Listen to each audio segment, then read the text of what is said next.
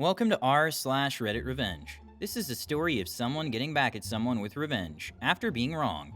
Thank you, friends, for subscribing to the channel and for so many likes. The first story. After enduring an abusive boss's erratic behavior and unsafe demands, an ex-employee exacted revenge by deleting the boss's entire website when they were fired. The second story. Helpful underwriter's offer of support turned into a lesson about not biting the hand that feeds you. The third story. In a battle against bureaucracy, a determined individual fought an unjust parking ticket, revealing a city's failure to properly issue citations, and ultimately winning on a technicality. Today's first story is Fire Me on Labor Day? Bye-bye website.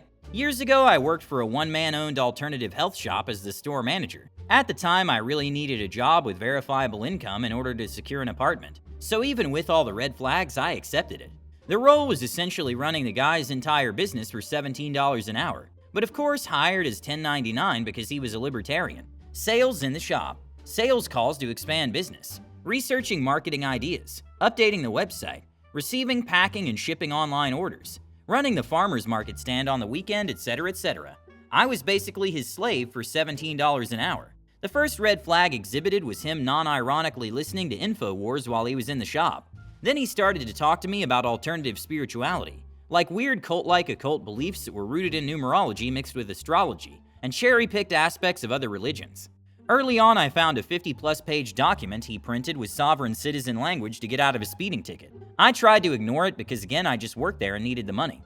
He was also one of those creeps that harassed women on the phone and thought it was hilarious. He'd call customer support for something stupid, get a woman to help him, then at the end say SH like, "Okay, thanks. Be careful going out to your car tonight. I know what you drive and where it's parked." Just kidding. I'm joking. But seriously, you better look out. To hammer in how pathetic this guy was, he met an idiot woman at a local anti-mask rights group, and in a desperate attempt to get with her, hired her on part-time to spend time in the store with him. This woman was 100% useless, couldn't operate a basic card reader, and was only there to be an echo chamber to his insane libertarian and conspiracy ideas. Anyway, I was able to suppress my disgust for this guy for a few months, up until Labor Day weekend. A couple days before Labor Day, he shows up with a 30-foot extension ladder to hang a large, thin sheet metal sign he had printed for the shop on the strip mall's sign display. He wanted me to hang it for him. I told him no way, but I had watched him hang it. We tried getting the ladder erected. That was a disaster, and he almost lost a finger when it retracted and fell. He was being typical angry dad, yelling and cussing the entire time, saying to go one direction but going the other way, then yelling at me for not reading his mind. Eventually, we got the ladder upright and leaned against the 25-foot-high sign health display. This idiot wanted to attach it with wire cabling tied in a knot. Like I said, this was a large sign made of thin sheet metal, so if it fell, it was definitely going to slice through someone. After I told him there was no way I was climbing up there, he said fine, just hold the ladder and he'll do it. I still told him no because I didn't trust that he had the ladder extended correctly, and I didn't trust him not to drop the sign on me. He told me if I had such a problem with it, I could go home for the day. I didn't say anything, but just turned around, got my stuff from the store, and left. The next day, I had to send him my invoice for the week claiming my hours. I billed him for the full day of the sign hanging, which we, of course, got into an argument about. After several back-and-forth emails on Labor Day itself, he fired me over email. What he forgot to do, though, was change the passwords on all his logins before firing me. I waited a few days and then logged in and deleted his entire website. I deleted the backup photos, everything. Disabled his payment accounts. If it was online and I had access to it, I trashed it. Wiped it from existence, knowing he didn't have backups stored anywhere. Of course, he suspected me, and tried to get me to sign some BS self-incriminating document in order to receive my final pay. I refused to sign. I told him what I really thought of him, and I said I had enough documentation for a solid small claims case if he didn't want to pony up the final check. He paid me, and I laughed at how pathetic he was. Petty AF, but D, it felt good to get one over on that piece of SH. Edit. Being a boss doesn't mean you can actually boss people around. They aren't your slave. I was merely one of many employees to come and go from that shop. I knew it was going to end like that when he skirted around the subject of why he needed a new manager. To this date, his website is still a shell of what it once was. Good riddance. Your old boss is some weirdo who tried to bring together all the stars of unusual events, but instead got chaos and losses. Working for $17 an hour as a store manager sounds like the famous phrase, work is expensive but not smart. As for how you shut down his website, it's almost like a scene from a hacker movie. What did he expect after he fired you? That you would say thank you and remember him as the best boss? It seems like you got your revenge and it was fun. I hope your next job wasn't so crazy, and that you got a decent salary for your efforts. This story shows that just being a boss doesn't mean being a good boss, and some bosses should have focused on improving their management skills, instead of having weird conspiracy theories. But if you don't have business skills, then maybe it's just better to shut down the website.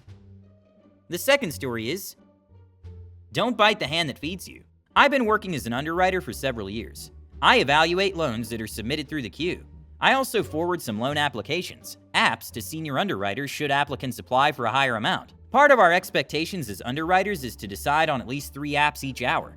If we do not meet this request, then we are put on warnings and are subject to being fired. I work alone with another underwriter on Sundays. He let me know that he was very low on his decisions per hour, and in the spirit of cooperation, and because my numbers are always well above that due to experience, I asked him how many apps he'd like to work out of the main queue, and it's first come first serve for apps.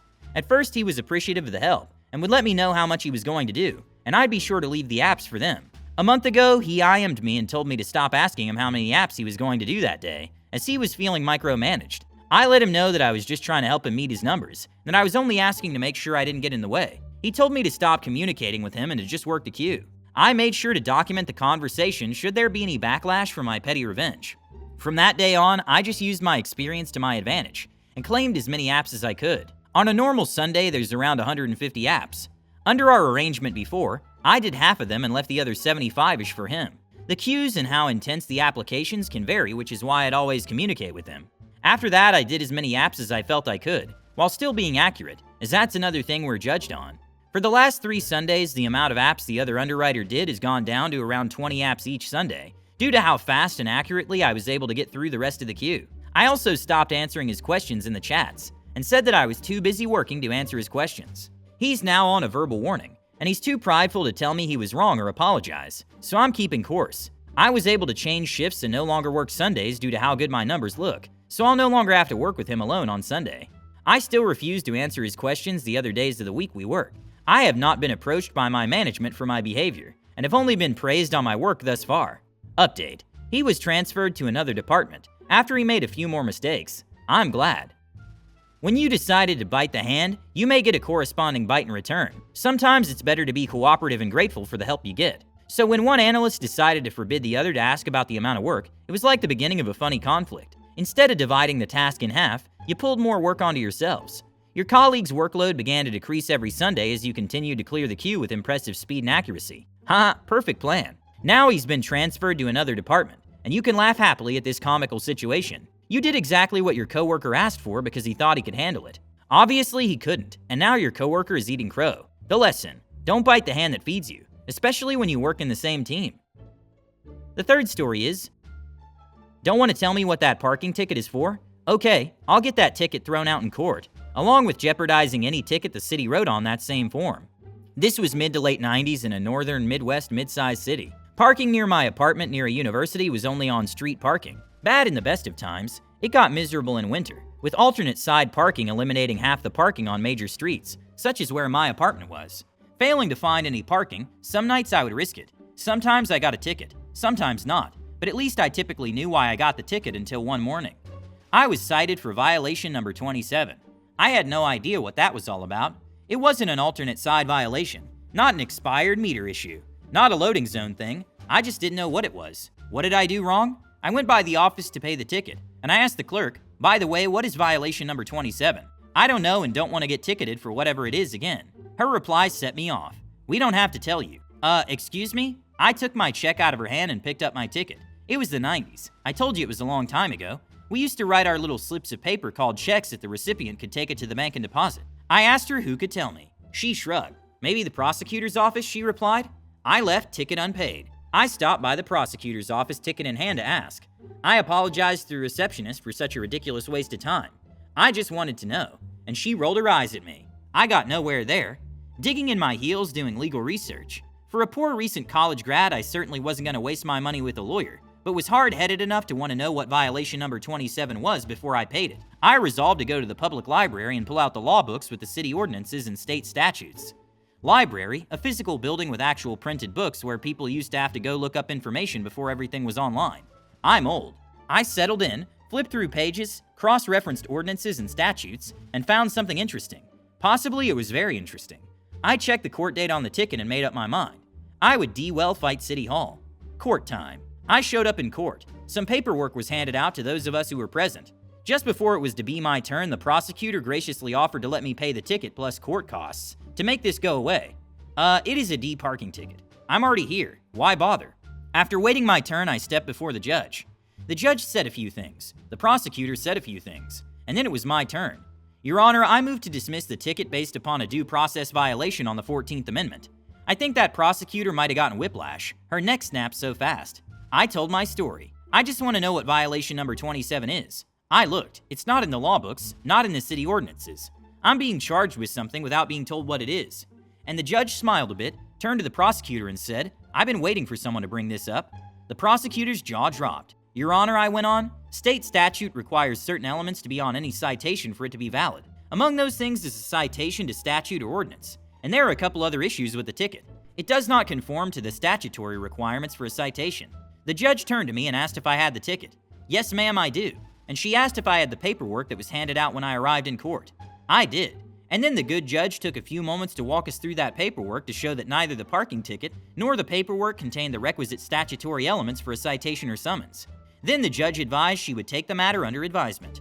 The verdict. A few weeks later, I got a big manila envelope in the mail with the judge's order. In clearly written legalese, she went step by step through my argument, the requirements in statute and ordinance, and the utter failure of the city to write a single valid parking ticket on their standard form in many years.